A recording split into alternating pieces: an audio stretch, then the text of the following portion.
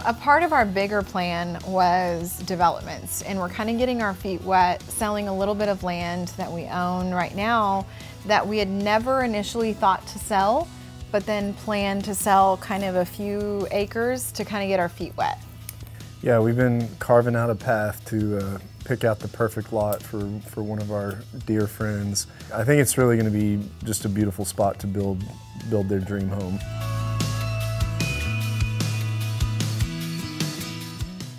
We've got this beautiful spot to put the home. They've already come and checked it out, and this is it. It's got a beautiful view of the mountains. If we can turn back around here in a minute and take a look at it, but it looks like there's already a piece of property that is prepped and ready to go. A little bit of dirt work, utilities, and we're ready to rock and roll.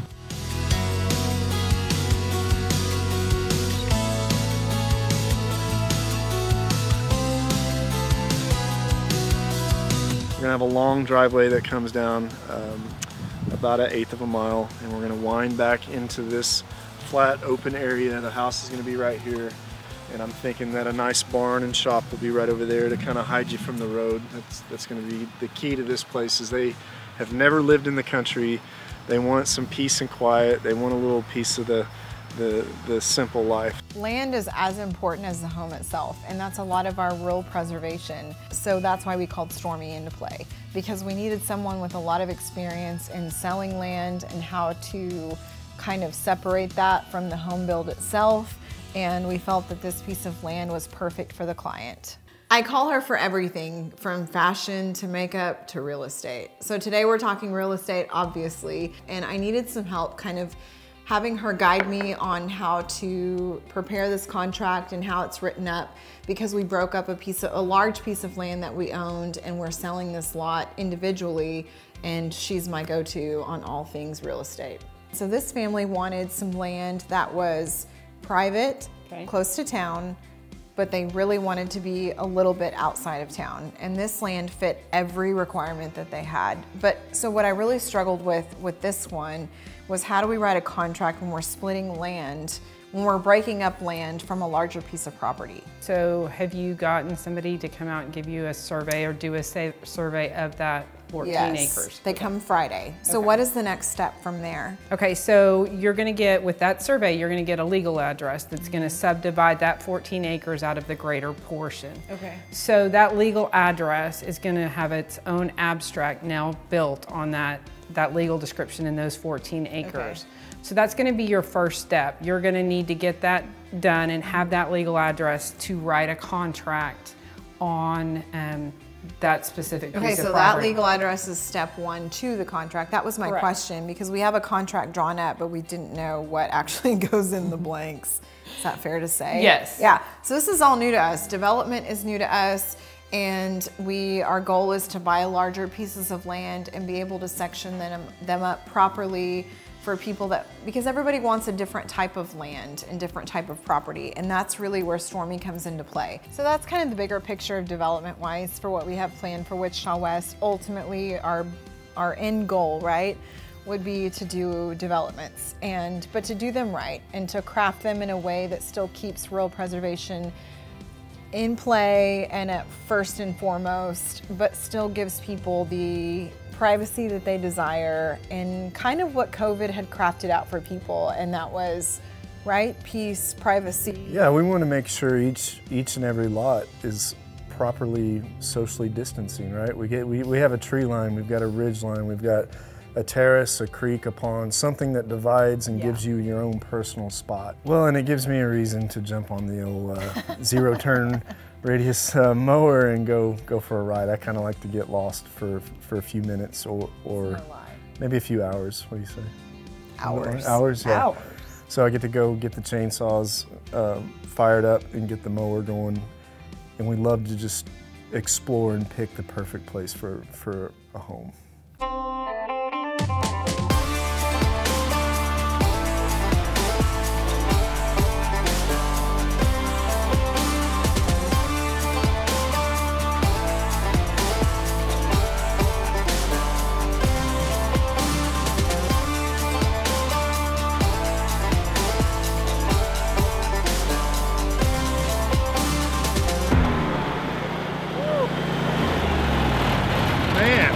That's a rough ride right there, I tell you. I don't think you're supposed to go that fast over that kind of stuff. So, okay, so we're at abstract point, we have legal address, we write contract. Correct. So then we can sign that and propose it to the client, correct? Correct. So how does that work when we're selling a piece of property and then we are building land or building a home on that land? Is that a separate contract now? What you might want to do is obviously agree on the price of land and get earnest money for that, and then do a separate build contract. Okay. But combine them both of them together for the lender so that they can get the full construction loan. Okay.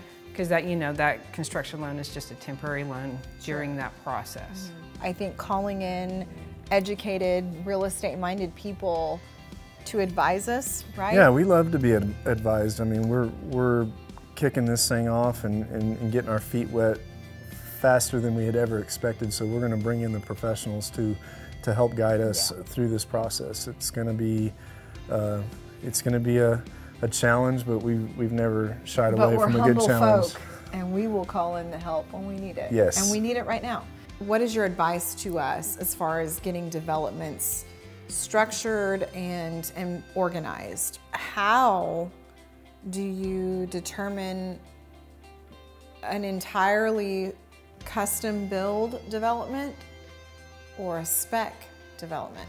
Okay, so typical rule for builders is that you build 2 customs for every spec. So 2 to 1. Those spec houses give those very left brain analytical people something that they can kind of grasp onto.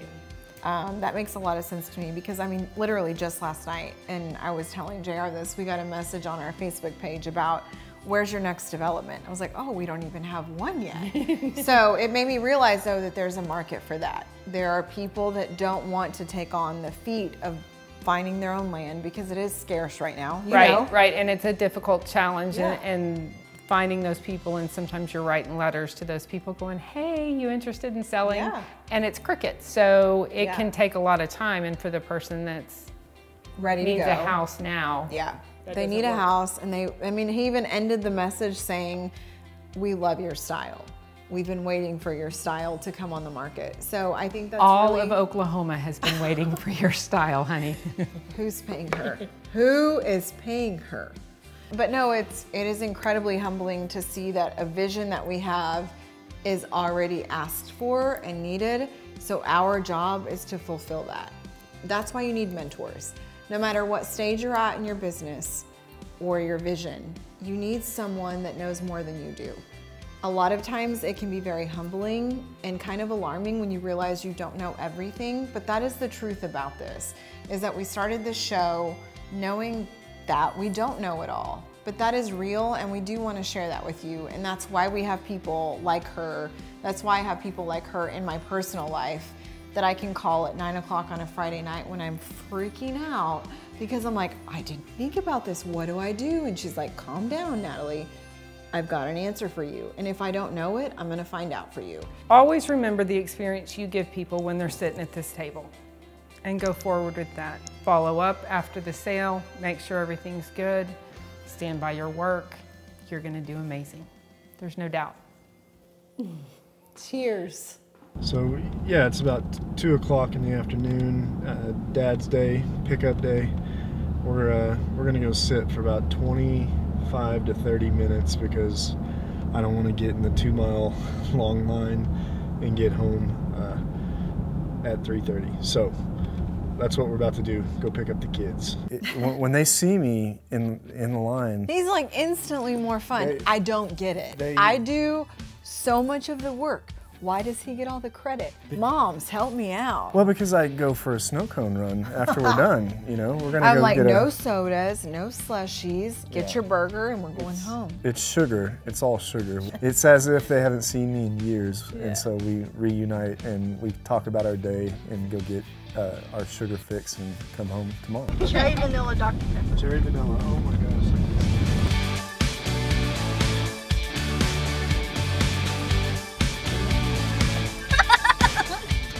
That's part of the beauty of owning your own business now, is that he gets to carry a lot of that for me and we take turns and shifts in what has to be done that day as far as responsibilities go with Wichita West. And today was a day that he got to do pickup.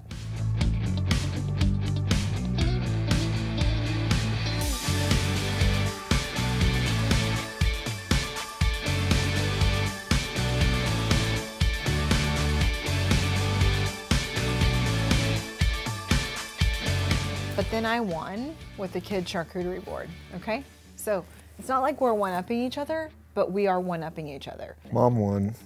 Whoever feeds you That's wins. right. Mom always wins because mom feeds. That's right. So on days we have activities, let's do a children's charcuterie board. We've got bugles, we've got Cheez-Its, we've got fruit. Because if not, they'll ransack the pantry and then no one eats dinner.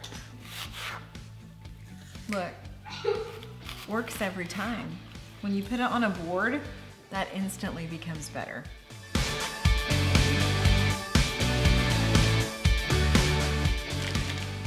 Okay, yeah, no. It smells bad. We had moldy cheese, so guess what? I'm going for some Ruffles. Must be real life here, okay? That was disgusting.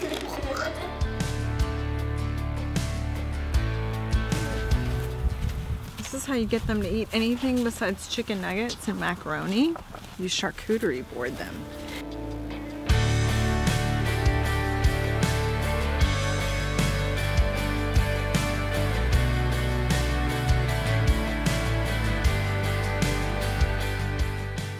Keep feeding us, babe. We're gonna love you. Keep on keeping on. Keep on keeping on. Bye guys, thanks for watching our